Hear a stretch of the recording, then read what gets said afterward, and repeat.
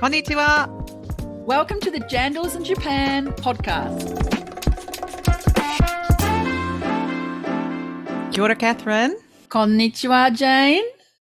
I'm so happy. It's October, best month of the year. Lovely. And the weather is fabulous. And I no longer need to complain about how hot it is. Yes, finally the temperature went under 30 degrees today. Yay. So nice. Finally. Beautiful weather. Yeah. Yay. So, and what have you been up to? You are not in your usual location. No, this background, if you can see, is not my usual background. I'm in Kurashiki City in Okayama. And Which I'm here. Is near Osaka, past Osaka, for those past who are not sure. Osaka, past Kyoto. Yeah, but past Kyoto, before Osaka. Hiroshima. Yeah, it happens to be the 50th anniversary of the sister city relationship between Christchurch in New Zealand and Kurashiki, which is where I am. Amazing. That's quite We a had long a party time. in the weekend. Yeah. It was so incredible. Before Wow. the party as well, it was just incredible to even think 50 years ago, 1973, and some listeners wouldn't have been born then, but to think that that's when a relationship started between two cities at grass level is just really amazing. Yeah, so it was a very hot day. We had a ceremony at the city hall. There was a pledge signed between the two cities again to further the next 50 years. Both mayors of cities spoke. It was lovely. They gave us lots and lots of water. We were allowed to drink water while we were sitting in this formal ceremony, which was quite a different thing, because it was just so hot. We then went to a friendship square, the Friendship Square, where all of the four sister cities are commemorated. And there's trees from every 5 years of the sister city relationship with Christchurch and Kurashiki, at least from 35th. So I looked 35, 40, 45 and 50. I've been at all of these ceremonies. So I feel quite a veteran, But it was great. Wow. There was a cabbage tree unveiling, and it's an interesting tree because it's more purple and red. It looked a beautiful color leaf on the cabbage tree. So that's been unveiled. A plaque was unveiled, beautiful plaque with silver fern and a Fuji wisteria flower on it as well, the symbol of Kurashiki. So that was lovely. And then we went into the formal sort of celebrations, which was just incredible, really, sitting at the table with people I've known for, I would say, more than 20 years, since I was back in New Zealand bringing student groups and the mayoral group to Kurashiki. And it made me stop and think how, without those sort of formative links that I made at those early days, what would I be doing now? Because people homestayed me, the people at the city hall looked after me. I had one disastrous homestay family, and one of the members there remembered rescuing me from that family. Oh my goodness. And taking me somewhere else. And just those things that I wouldn't have known anything about had not happened to me then. And so the relationships were just amazing. And we all said, oh, you all look the same and you look the same. Obviously we're about 30 years older, but great stuff. And there was a beautiful video from the beginning time right through, and it had a most gorgeous New Zealand background music. And I was literally bawling my eyes out in the middle of the room, and people were saying, you okay? I said, yes, it's just hugely emotional. Very moving. And you've invested so much time, and you see all these photographs of people, right, that mean a lot. So there you go. That's another sort of way of building a relationship, right? 50 years is a long time, a long time. And there's been so many involved, and so many have just stayed with the relationship too, which is just great. So it's lovely to be here in this fair city. Goodness me. So you were doing that on the weekend. I, on the weekend, was also at an international kind of event. It was an international day here in my city, and I was asked to represent New Zealand. And so I did my best, and I took along all of my New Zealand information and set up my little stall there. Ooh. I had a little tent and some tables, and so I put all of my New Zealand things out and a map and all this stuff, and people would come along and I would say, oh, have you ever been to New Zealand? And mostly they would say no. And then I would ask them, oh, would you like to go to New Zealand one day? And everybody said yes. So that was great. And so then I would talk to them about whatever it was they wanted to talk about. Some people wanted to talk about the food in New Zealand. Some people wanted to know where was a good place to go for sightseeing or a train riding or whatever interest that they had. And it was very interesting just to see how much people know or do not know about New Zealand, and on a very grassroots level kind of situation. But everyone was curious. Everyone was very interested to maybe see if they could potentially go to New Zealand in the future. So, yeah, New Zealand, you may be getting a few bookings from Fukushima coming Yamagata. I'm sure I sold about at least 10 seats, right, on the flight. Fantastic. But a lot of people didn't even know that there is a thing called Air New Zealand, which I find Wow. surprising, right? Because I'm surrounded by Air New Zealand advertising. It pops up on my Facebook and my, various social media and websites and things. But if you're not in the know, you don't know, kind of thing, right? So it's a lot of potential there still to reach people that haven't been reached yet. Yeah, that was what I came away from it with. And just that everyone was really curious. Good. About New Zealand. There you go. Great to hear. Like at an event like I am, you already got a captured audience, haven't you? They know about New Zealand, they've been there. Yeah. But you've got that group there that are, who else is there in this country who has not been to New Zealand yet, and they haven't been tapped into? And I guess not knowing that information that we do fly. Yeah, right, every day a simple now. thing like that you can fly direct from Narita to Auckland. Well, there you go. We're hitting up Clovis for a bit of commission there, Jane. Hi, Clovis. Joking. Yeah. All right. Who do we? Oh, sorry. Go ahead. Yes. No, I was just going to say you're making me think about the links that we've had. We've had so many different kinds of people on the show so far too, with those linkages, talking about them at what we've just talked about, grassroots, and you've been grassroots just there in the weekend, but building up from that, people who've been at the top of their businesses in Japan and New Zealand, those who are building their own entrepreneurial businesses here, people at the very, very top, right, CEOs of businesses, and also in the embassy, right? So we've got a whole big range of people. And I think today's episode is episode, correct me if I'm wrong, 39. It's 39. We are nearly at 40. I can't believe it. It's episode Sankyu. Thank you. 39. Sanjukyu. Sankyu. Yeah. Thank you.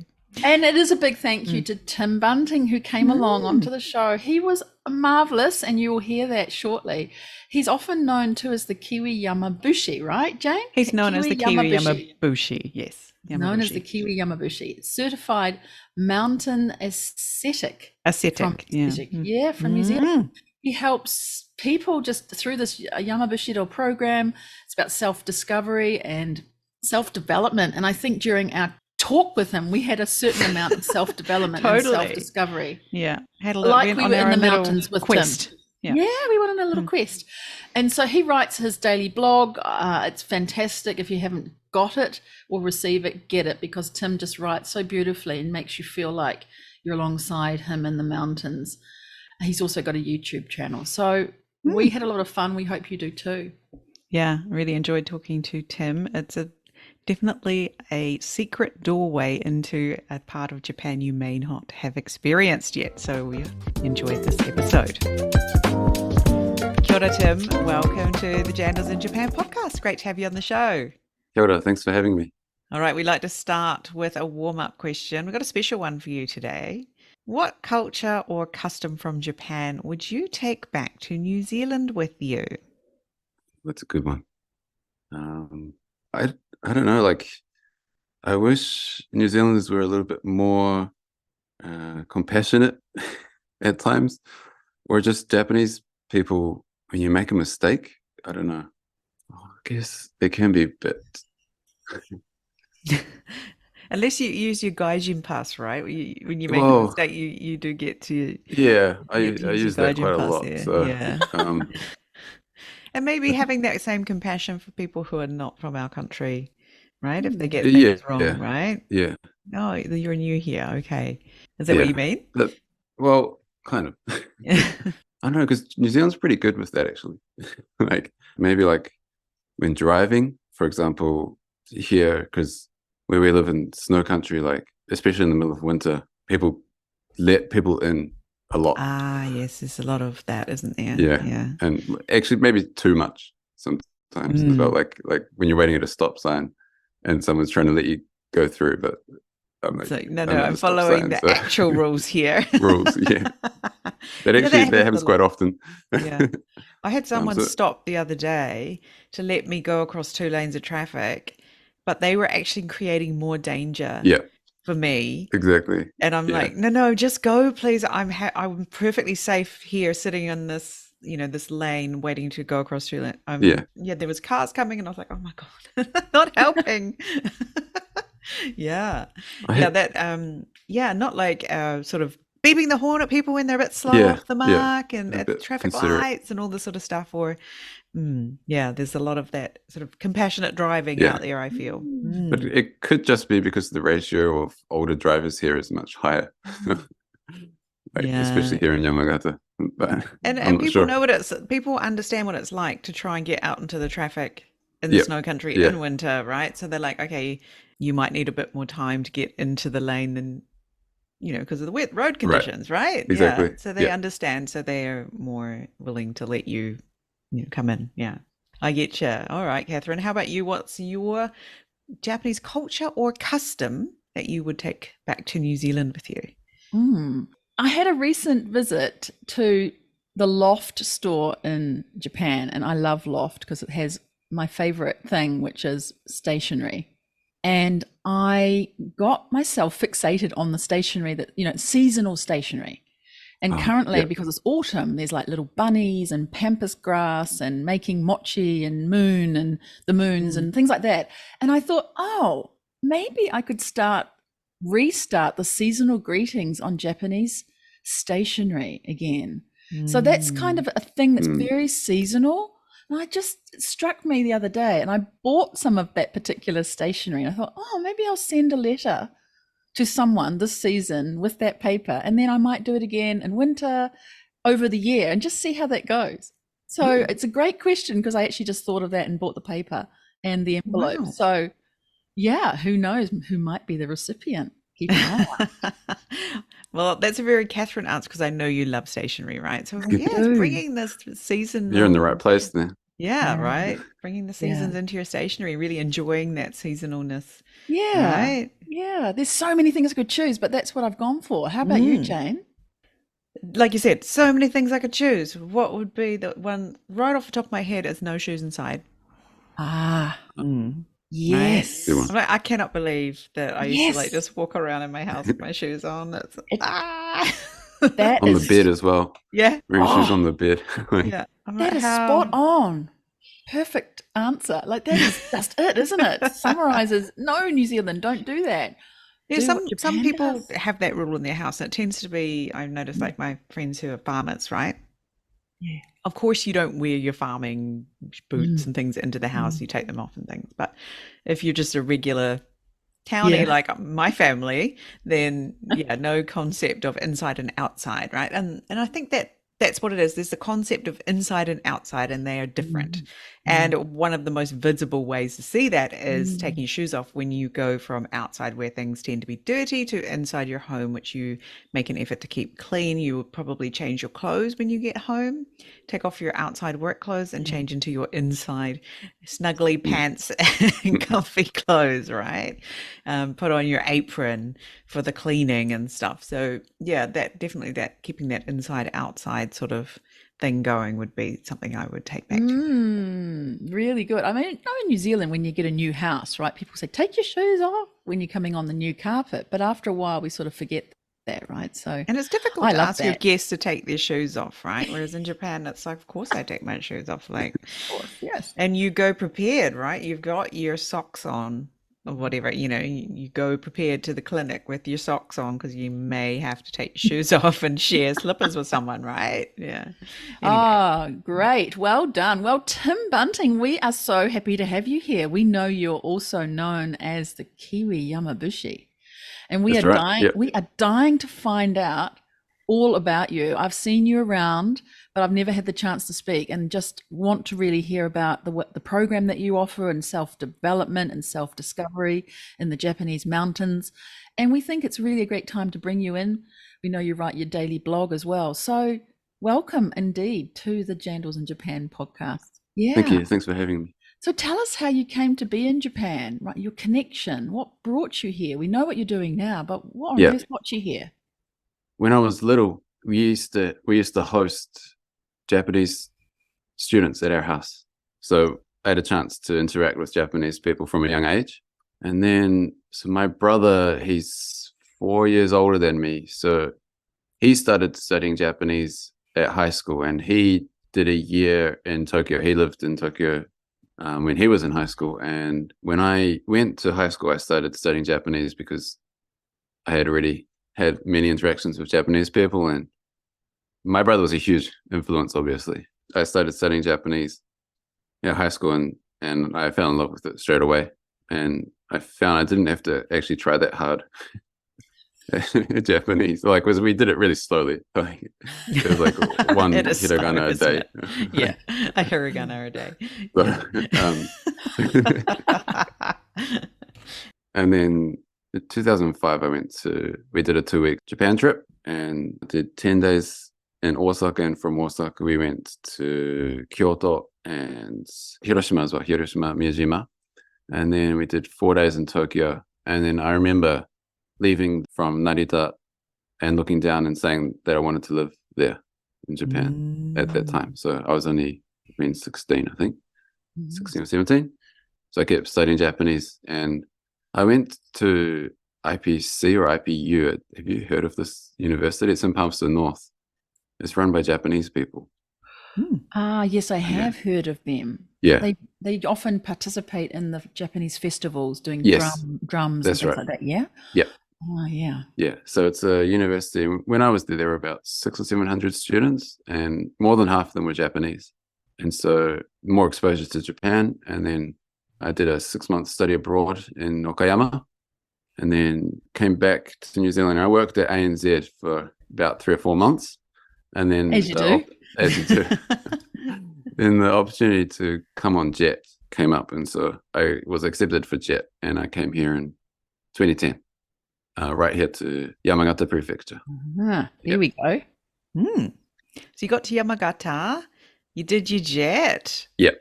And obviously, what's next? Like, a lot of jets want to stay on, and it can be really tricky to find that next thing. So what happened to you? I originally wanted to just do like freelance translation or interpretation, and that's what I did for a few months, which is fine because with that you can live and work here. But then 2014 in December, I got married. So that's how I was able to stay, thanks to my wife. But well, she was the main reason for staying. But right, that funny also happens. Yeah. I was doing freelance interpretation and translation, and then I picked up a job at a university here. My contract is quite loose, I would say. Like I don't have to work too many hours. Don't say that. Everyone will want that job. Yeah, I'm sorry. People are coming it's a really for your good job. Except now it's mainly university work and then a whole lot of Yamabushi stuff.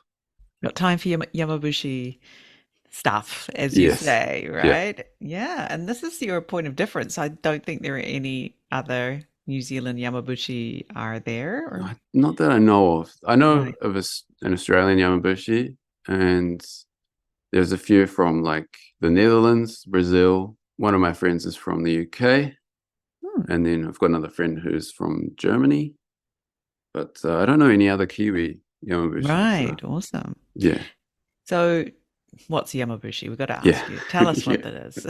So Yamabushi, practitioners of what's called Shugendo.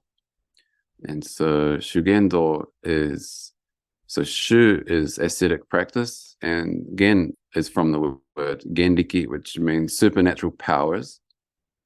And then Do is Do, like in Judo or Kado, so flower arranging, or Sado. So the way of tea ceremony, the way of way of tea ceremony, the way of throwing people around, the way of aesthetic. Exactly. Yeah. What was the other word you said? Aesthetic. So, spiritualness, or no? Aesthetic practice. Basically, going into the mountains, and I don't know. That's I can explain.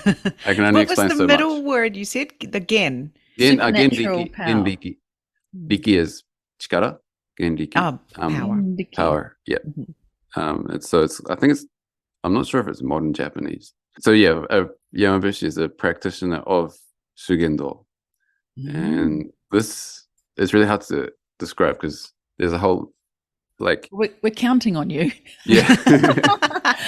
We need to know what this is. Tell us. Yeah. So we go into the mountains and do ascetic training or Yamabushi training, but we're sworn to secrecy. Yeah, so there's a secret aspect of what you do, and you're not allowed to tell us. So we're to say exactly what we do. But I'll tell you what I can tell you, and I'll tell you like what you can see from the outside. So we'll stay on the mountain, usually inside, usually in some sort of like a shrine or something like that.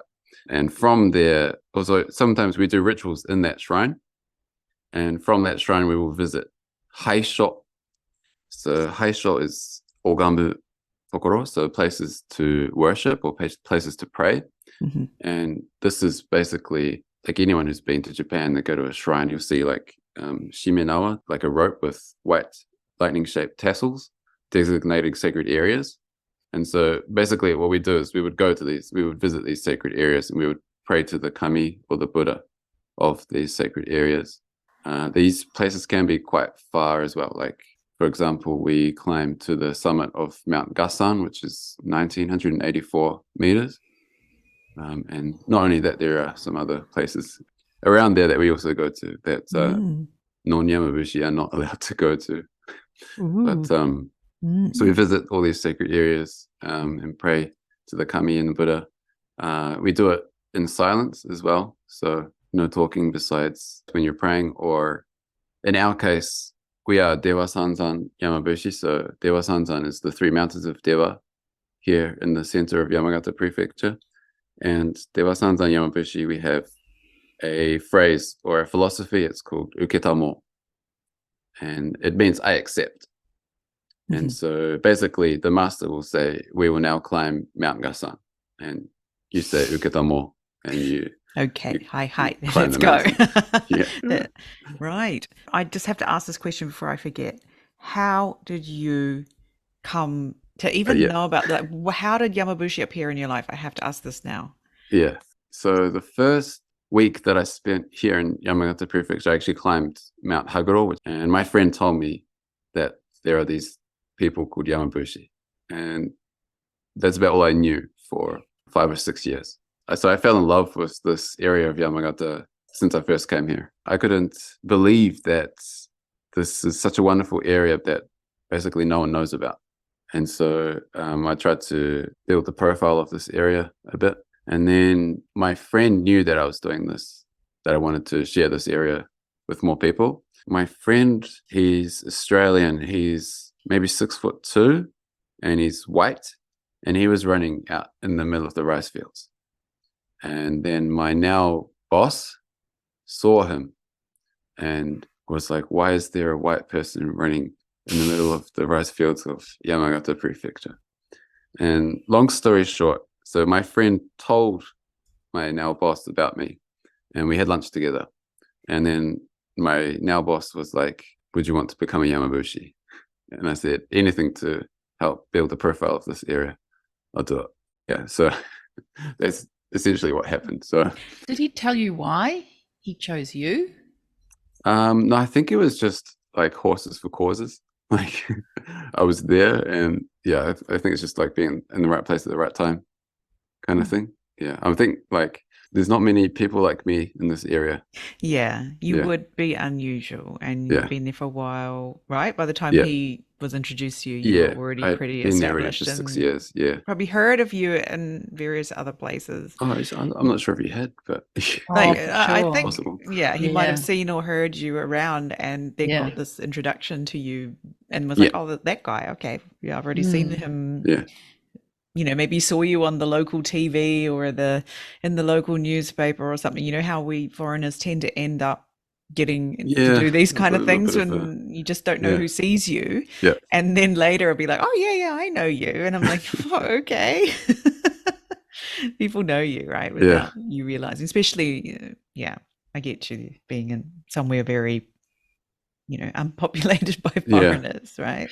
That's why the word domo is extremely useful in Japanese, because It's like, like, use it everywhere. Yeah. I'm not sure if I've met you before, but if I have, domo. If I Domo. haven't, domo. Domo. yeah. It's normal because I may have met you, but I can't remember your name. Exactly. Yeah. And then, domo, Domo, right? domo. Yeah. Hiya. Yeah. Hi. Yeah. So what was it about this area that fascinated you? Is it the nature? And is Yeah, it different to where you came from in New Zealand, or were you sort of in a very nature laden place in New Zealand as well? So I was born in Lower Hutt in Mhm. Wellington. So, and my house backed onto a forest. Right. So I would spend days on end outside in the forest. And it's Wonderful. quite a familiar Yeah. setting to where we are here in Yamagata. Mhm. So the nature is one part. Yeah, it's just pristine, really beautiful. And it's like really easy to get out into nature as well. It's kind of like I wake up and then I can walk 2 or 3 minutes. I'm in the middle of the rice fields. And there's a Mount Chalkai, 2,236 meter mountain, like right in front of me. Yeah, it's quite a rural location. And it's quite similar to New Zealand in that respect. Like you can just go out into nature. But for this area, so I don't want to offend people, but when I go to Tokyo, the food like just doesn't taste as good as here. It's all Like, freshly it's all picked fresh. and freshly. It's actually like people yes. just take it straight from the garden and Yeah. put From straight on farm your to plate. table. Real. It's literally Yeah. every day what you're Yeah. eating. Yeah, I get Yeah. you there. And it's- Yeah. I especially felt that with edamame, because like this area they're called dadacha mame. They're like the best edamame I've ever had. Not Like, all it's edamame sweet. are created equal. Yeah. There are many kinds of edamame. The food, Yeah. the nature, and then this area was one of the catalysts for the Last Samurai story. I can go into the history of that, but it's quite a long story. I was going to ask you if you thought you were a samurai in your past life. That was actually my next question. It's Really? on my piece of paper. I will show you later. Do you think you have some thing in your aura that you Connection. were connected in the past? It's 'cause it's possible. something really special, I think, to be drawn to a place like you have been in Japan and really devote to the Yeah. place and everything about it. So maybe there's something there. Yeah. It's possible. This one area is the size of Tokyo, but the population is maybe 250,000. There's 3 Japan heritage sites in this area alone, which is like the only area in Japan that has, well, I mean, besides like Kyoto, which has world heritage and stuff like that. But and then like Yamagata Prefecture has 4 Japan heritage sites. And so like it's quite culturally important. This area is called the Shonai area of Yamagata. It was cut off by mountains and the sea. So, and it was home to the richest family in Japan until after the Second World War as well. Yeah. Oh. Well, for people who are wanting to know a bit more about Japanese culture, Tim, what are some things you see as key? And then I think a really great tale to that is how it ties into the business world as well. Yeah. We have a lot of people who are in business who listen to our podcast, but we'd really be keen to hear what you think about that connection. So I think my answer will be the same as just get as involved in the community as you can. Actually go out of your way to go to events and be noticeable. Even just by being non-Japanese, you stand out. But like actually making an effort to, don't really want to use this word, but non-communication, drinking and communication. So like getting out and going to social gatherings and things like that. That's what I did. So I like every chance I had to go out, I would. And then built a pretty substantial network here. I'm on a first name basis with like local mayors and politicians and stuff. And also, so I made a website. It's called dewasanzan.com to share the 3 mountains of Dewa. So I kind of like did that kind of voluntarily, or like half voluntarily. And through that, so I got a inquiry at the end of last year. It was this time last year. And through that, I appeared in a video for the Prime Minister of Japan's official YouTube. As you do. Oh my As goodness. you do, Tim. Wow. it was like the gastronomy of Japan, like the secret of Japan's okay. gastronomy. Wow. And Yeah. yeah, With so your I was mountains. yeah, it's the mountains. From Like, mountains, you've made it you to can see me gastronomy. playing my conch. Oh, Oh, right. we'll have to have it. We'll pop that in the show notes as Yeah, well. it's very Link to short. that. It's only a 2-minute video. But Mhm. It's like, hi, we're from the Prime Minister's office. It's like, is that really? Would you like Now, to this come is on one our of those video? Yeah. like only in Japan moments, right? Yeah, It's, yeah, it really is. everybody has them when you hear. It's like, oh yes, That's certainly. cool. Yeah. Very How can I cool. help you? Oh my goodness. So yeah, through your Yamabushi work, taking part in Yamabushi, I'm sure you have learned a lot about, like Shinto, for example. The more I learn about Shinto, the more I understand why we do things in Japan, why people take their shoes off, why there's this obsession with everything being so clean. And a lot of it can be traced back to the original belief system of Japan, which is what we call Shinto today, right? So what are some of the things that you have noticed from that? And I was thinking maybe through your Yamabushi training, you probably had a boot camp in it. Yeah. For Yamabushi, so one of our most important roles is to commemorate the souls of the deceased. There's a belief in Japan, it's called Kannabi Shinko, where when we pass away, our souls do their own voyage in the mountains. They do their own form of Yamabushi training in the mountains. And so they start in the low-lying mountains, and they're guided by 13 Buddha until they reach the summit of, in our case, it's Mount Gasan. And when they reach the summit of Mount Gasan, they turn into kami. And then the souls that are prayed to, they turn into kami that do good things. But the souls that aren't prayed to, they do bad things. Oh. And so, for example, with 3/11 and the earthquake and tsunami 12 years ago, so at that time, like whole families were wiped out. And it means that there's no one to pray for the souls of the deceased. And so that's our role as Yamabushi. I think because I've been a Yamabushi now for 6 years, and over time, it's kind of like, it wasn't like there was just like one moment where I just decided to do this, but over time, I've kind of like figured out or like understood the importance of the ancestors. Yeah. The importance of the people that have come before us, and because they literally give us everything. It is literally because of them that we exist. So I make a point of whenever I go back to New Zealand, I make a point of visiting the grave sites of my family. Or so I didn't mention this before, but when I first met my boss from earlier, it was a week after my dad passed away, after his funeral. And so I also go and visit because he was hiking in Paikakariki, just north of Wellington. And so like I try to go there as much as I can as well. It was in the middle of the mountain, but yeah. Wow. Chills. Chills. Yeah. And I have got chills down my legs. Yes. Hearing that. Yeah. It's I feel like crying. Well, don't start because I will. So. No, that's such a beautiful thing that this person appeared in your life just a week after your father passed away. A rather important detail you forgot to mention. Yeah. I mean, I don't want people to feel sorry for me. No, it's part of your divine timing or whatever. Yeah. It's timing. Yep. Yeah. And isn't that it though? Isn't things that come to us delivered by angels, spirits, whatever it might be, at the right time when we need it, and we don't really know. But now look at that, reflecting back, it was so meant to be where you are now. Yeah. That's how I feel. Yeah. Yeah. So there's the veneration of the ancestors, right? Yep. And that we see that all through Japan. It's a big industry. It's a big when I say industry, there's a whole industry that revolves around veneration of ancestors, right? Obon, growing the flowers that people put on the graves. And this year there has been a shortage of chrysanthemums. That was in the news.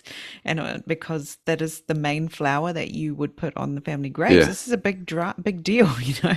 I have a funny story about chrysanthemums, because I didn't realize that they were the flowers that you buy for like funerals. And so of course one time I angered my wife and wanted to get her some flowers. And So I those went to they're everywhere, right? When you They're go to everywhere, any it's shop, just you can at the always find them. supermarket. Yeah, and They are. They're so everywhere. do not give anyone chrysanthemums. Chrysanthemums. Yeah, Yeah. yeah. Well, it's what my dad used to give my mum every birthday. Oh, really? right. But so it worked in New Zealand, a pot plant of chrysanthemums. Yeah. But when I was in Japan, I was like, oh, okay. Ah. A real interesting cultural difference. Yes. Yeah. Yeah. Mm. That was a shock for me, my wife as well. Anything Wow. else through your Yamabushi training that you've like, oh, that explains why we do this in Japan or why I see that? Anything else that's come up for you? One thing, so it was interesting before, you mentioned like the Uchi to Soto, so like interior and exterior, inside and outside.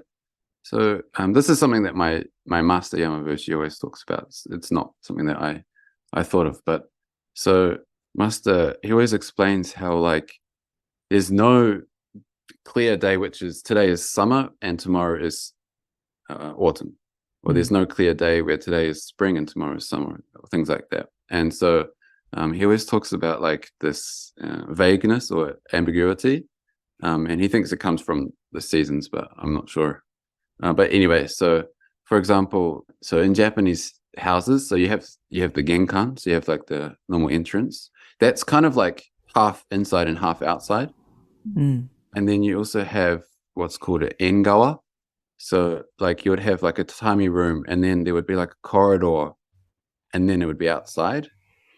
And so this corridor, it's kind of like halfway inside and halfway outside as well.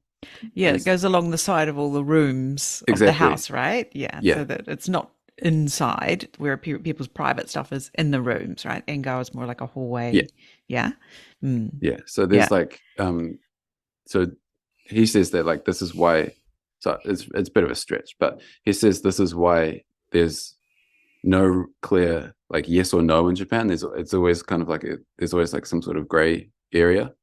And he says that because of that, like Japan is extremely accepting of outside cultures, like how they absorbed Buddhism and things like that. Yeah, so that's another thing that my master always mentions.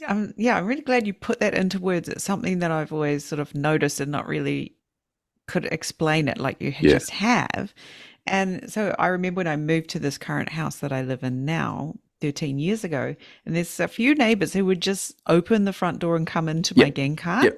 Yep. And I'm like, because that's legal. They'd be like, open the door and like, hello, and then just come on in. And I'm like, what? I learned to make sure my door's locked so that wouldn't happen. But that happened a few times, and I was like, oh, okay, they obviously seem to think that that's okay and it's not private space. So it's really legal. shocking, like right? the genkan, the entrance, it's legal to go in until like you can't step up.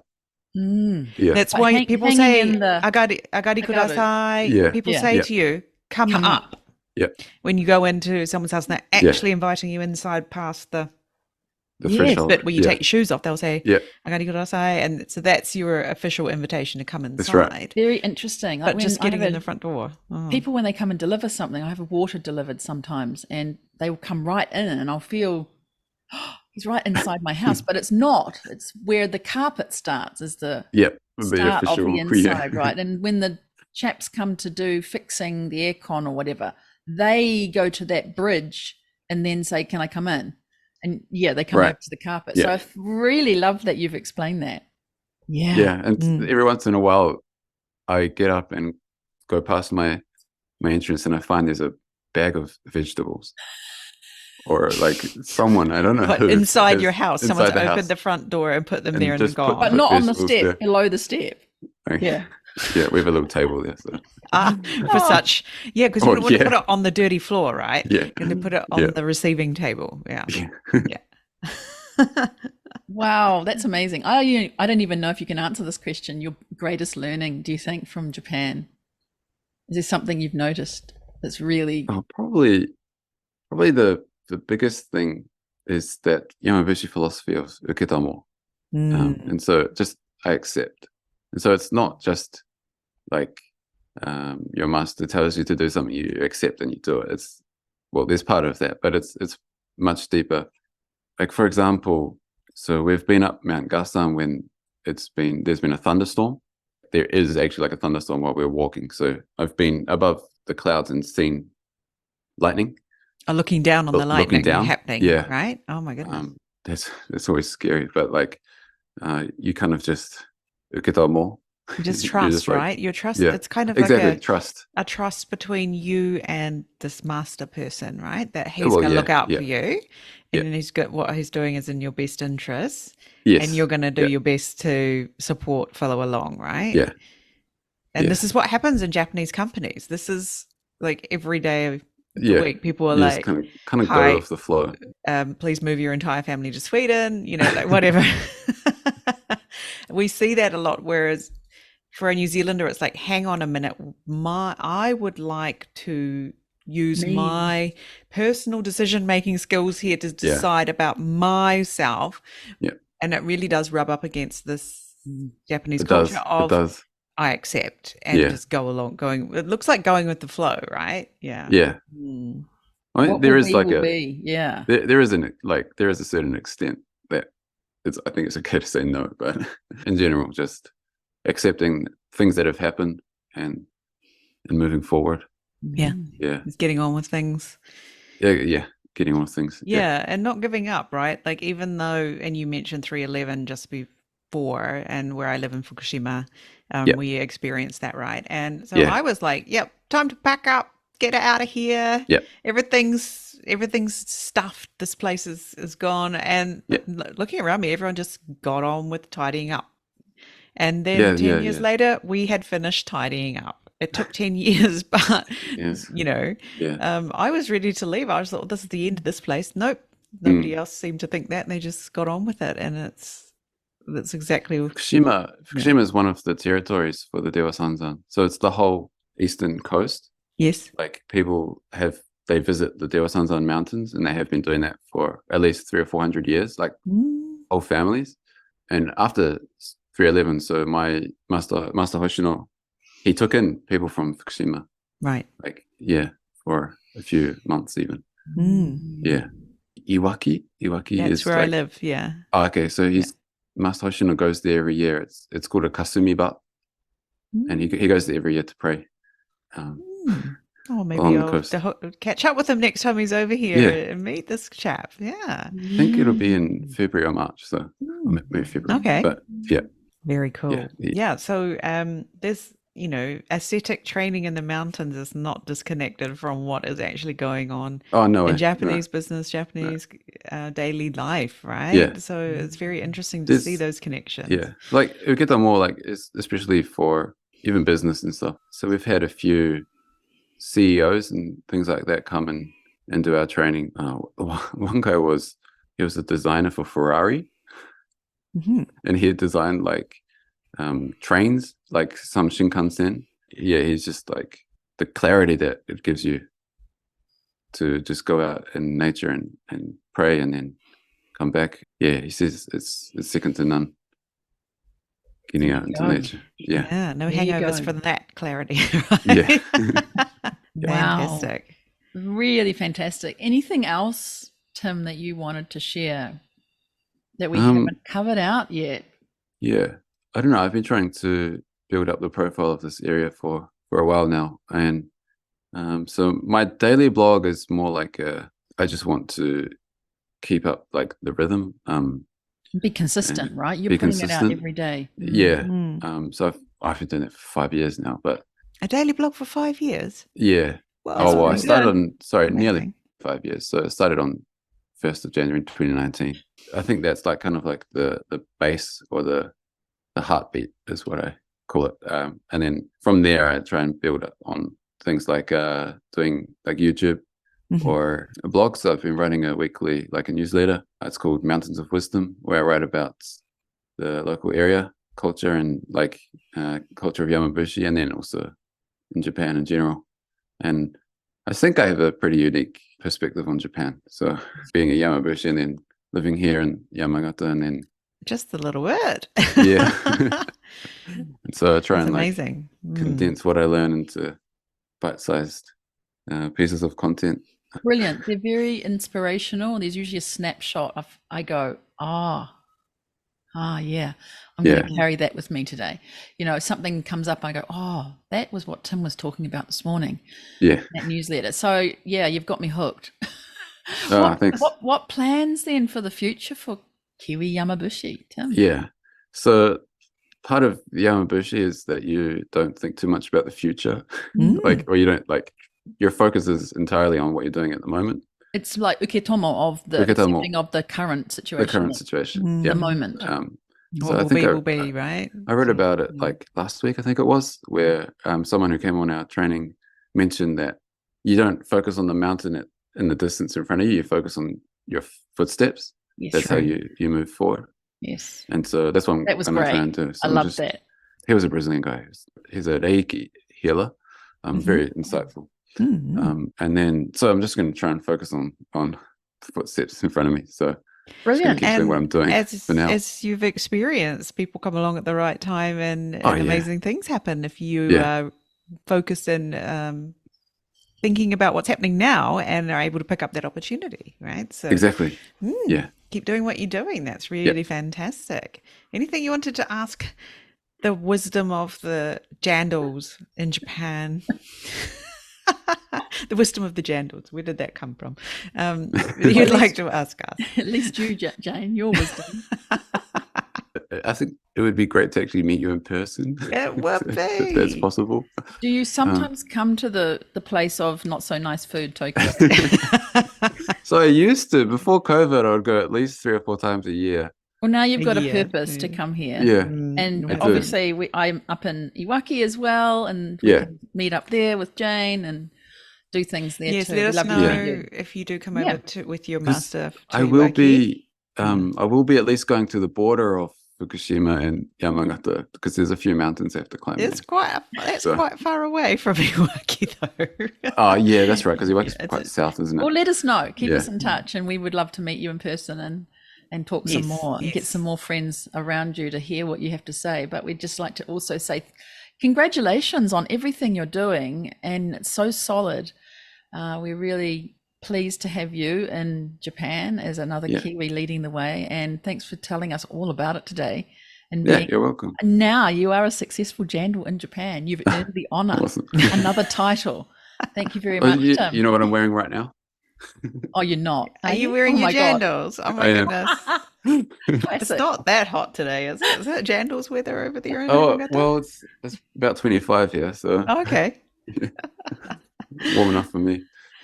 Thank you so much, Tim. Keep in touch. Thank you. Yeah, thanks very much. Wow, what an interesting conversation. I did not know what I was going to hear when we started that interview with Tim. So many things I learn, even though we've been in Japan, both of us, 20 odd years each. Just stuff that just came out. Thanks so much, Tim. Yeah. That uketamou has got me, I feel yeah. super relaxed right now. Like I'm about to take some friends out and about, and I'm thinking, I just accept. If we get a little lost, we miss the train, what's going to happen?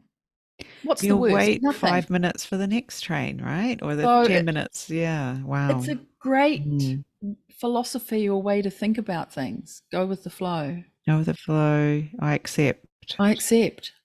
And that word, to sum it all up, is super useful because I've always wondered about this, just sort of, I always thought it was a blind acceptance of Joshi says, you know, your superior says do X and everybody goes yes, yes, and does it. But it's more than that, isn't it? There's more to it than that. And I've seen it, you know, through COVID, watching people losing their jobs outside of Japan. Not everybody outside of Japan, but outside of Japan, a lot of people lost their jobs or had to change their jobs during COVID. Whereas in Japan, that didn't really happen, right? So there's this trust that I give you my cooperation and in return, you look out for me, even when it's hard, even when things like COVID come along, right? Yeah. And that's unwritten though, right? It's an understanding. Yeah, it's just not in the manual. And it's there's not no in the manual. memos go out about it, right? Yes. And as a foreigner, you were like, no, but I didn't want to do that. My personal sovereignty is being encroached on here. Yeah. But it's a different concept, right? This. Yeah. It goes both ways, yeah. The other thing I loved was that inside outside. That's really Just amazing. Very practical. And the vagueness of and maybe it is related to the seasons, because certainly it's meant to be autumn now and it's only just sort of trying to be it, literally. I know last time we talked about leaves falling off trees, but actually the temperature has reduced a little bit, so we are feeling autumn. But it's fairly gradual, isn't it? It's gradual. It's not suddenly. And whereas in other countries, it's like, oh, summer's finished, that you notice it because there's a very sudden changing. Well, even in New Zealand, right? when the daylight saving finishes, it's almost like it knows and it starts to turn chilly. Yeah. Like, it's quite dramatic, but in Japan, it's much more gradual, isn't it? Definitely. Yes, I thought that was fantastic. Also, even that example of the CEO who went and did his training, who's in that, obviously, that big commercial world, expensive, money-driven Ferrari designer, yet had this clarity, having gone and done the training. I think that says a lot. In the mountains of nature. We need in this world. Very, very fascinating. And it just confirmed to me that, these mysterious things that people do in Japan, it all comes from the original belief system, right? Which we can see today in what is Shinto as we know it today. Obviously things have changed a little bit, but it's all connected there, right? So you want to know about Japanese culture, there's a place you can look and learn more. And usually if something comes across your path, it's come at the right timing for you. That was a little bit of a spooky moment, wasn't it? Woo-woo, wasn't it? Yeah. Yes. Oh my God. Yes. That's it. There's sometimes those things are meant to be. And there were practical points too, weren't there? Like getting involved in the community. Yes. And, I mean, obviously Tim is doing that to the max, going to events and being noticed. And he didn't mean standing out because you're a foreigner. He meant doing things, being involved. And helping. Showing up. Showing up. Yeah, I thought those were obviously very practical. But just really enjoyed that episode. I feel very calm. Me too. I feel extremely calm. Some of the episodes we do, we will end in a quite hyped up for the day. And that works. But again, we've been delivered this soft, reflective episode and conversation with Tim. And thank you so much, Tim. You've set me on the path for, I'm not going to just do it for the day. I'm going to do it for at least the week. There we go. Go with the flow. I'm going to do that. I'm going to do it. Thank you so much. Trust. Trust that it's all going to happen. What's that next step? What is that next step? Where are you putting your foot next? More episodes coming soon. And events happening. Kiwi events happening here in Tokyo too. Yes, so the Kiwi Aussie Mixer is a new event that's very casual networking. The next one is on the 19th of October. So if you're around and about, check out the Australian New Zealand Chamber of Commerce website and you'll see the event listed there. It's really casual. It's about just what Tim talked about, eating and drinking and getting to talk with people and get to know people, Kiwis and Aussies in the community. So come along. Anyone can join, right? Anyone can join that. You don't have to be a member. No, that's right. It's an open event. So make sure you come along and say hi. Until then. Until then. All right. Have a good one. Thanks, everyone. Bye. Bye.